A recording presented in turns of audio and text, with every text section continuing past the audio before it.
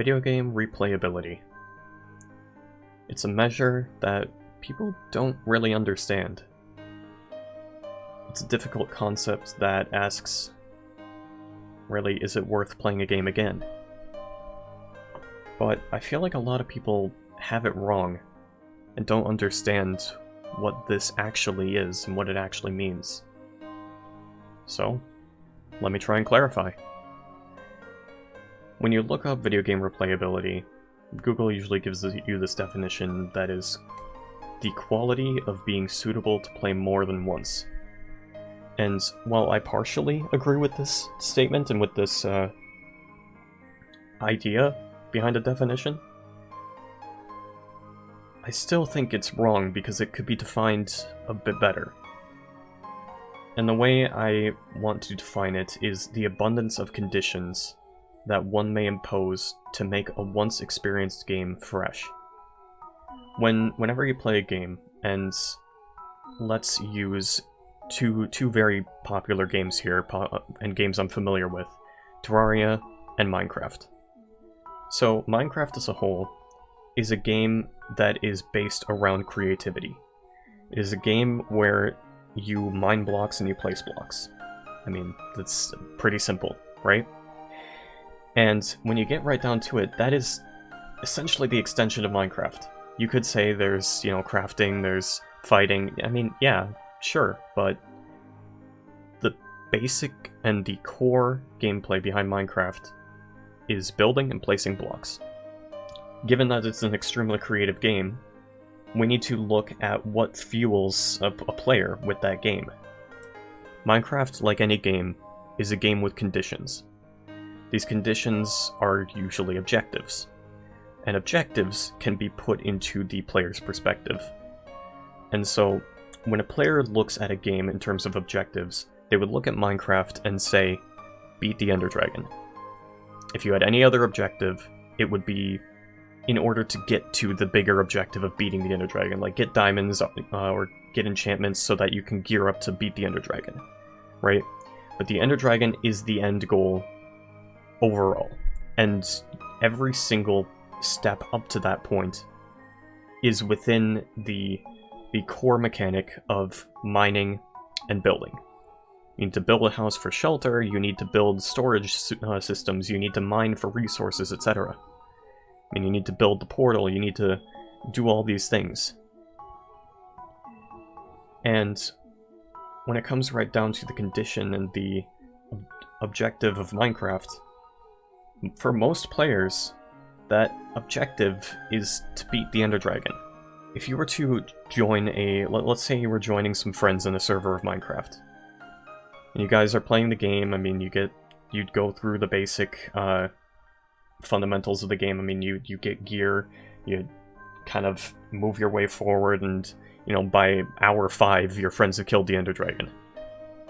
I would bet myself that most of the player base would just stop. They wouldn't come back to the server because their objective no longer exists. You beat the Ender Dragon, you've reached the end. The only thing that is left for you to do is maybe get an elytra so that you can fly around. Okay, well, what next? And this is where video game replayability is something that needs to be put into factor.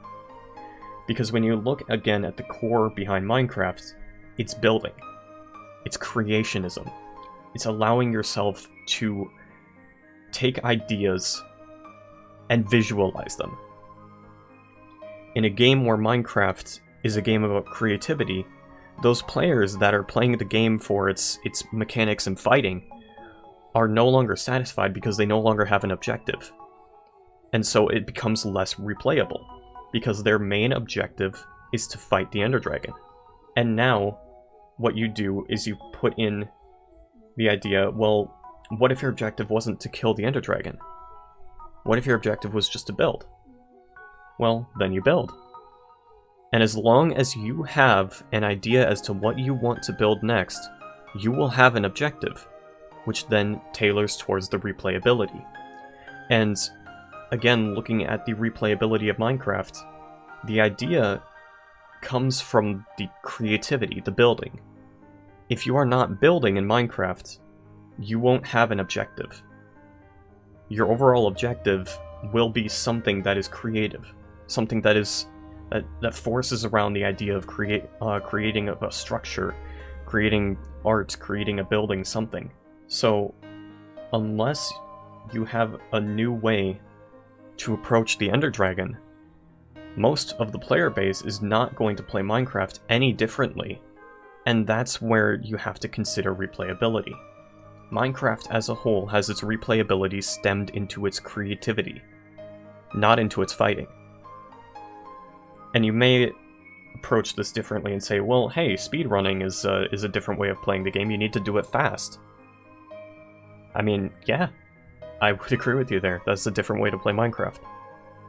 But then you look at it as a condition, and you say, okay, well, speedrunning is now a new condition, it's new circumstances in which you're playing the game. What are other conditions that you can put yourself into? That's why the YouTube algorithm has so many videos that are like, Minecraft but. Right? Because every single player usually defines the end goal or end objective as defeating the Ender Dragon. So how can you change up your approach with conditions to get to that objective? And the more and more you look at it, the less and less replayable Minecraft appears from a standpoint of the fighting perspective, compared to the creative perspective and the building perspective. Now let's take a look at Terraria. With Terraria, I'm going to be comparing this to the Calamity mod because, for one, I play it a metric ton and it's just fun. And two, Terraria has had a little bit of downhill with its creativity and its replayability over time. And I'll explain that here real quick. So, when Terraria updated to 1.3 and 1.4, it added different events and it added different bosses and more progression, right? And when you look at a game like with progression in terms of objectives, usually your next objective will be the next thing that allows you to move forward in the progression, right? Well, Terraria before 1.3 didn't really play like that, because you could pursue just about any objective you wanted, and you'd still move towards completing the end goal. And in Terraria 1.4, that creativity and that freedom started to diminish a bit more. It became a lot more linear. The gameplay became a lot more linear, a lot more stale in terms of the strongest strategies, and the freedom kind of diminished. And I won't really go into detail with that, but if you know what I mean, you know what I mean. Now, let's look at Calamity. So the Calamity mod in Terraria, in terms of its replayability, is a game and a mod based on progression. And your objectives are usually going to be the bosses in the game, which yield a new form of progression. But when you look at it, the game doesn't play linear like most other games do. The game gives you so many options as to how you approach different problems. I mean, you could skip bosses if you wanted to in order to progress. You could build a lot more if you wanted to, and that would still lead towards the higher progression because you're getting NPCs. And those NPCs will help you accomplish the other things you need to accomplish in order to progress in the game. And so Terraria, with this freedom in progression, is allowing for more conditions for the player to set up upon themselves, which adds to the overall idea of replayability. How can you change up how you approach a certain situation?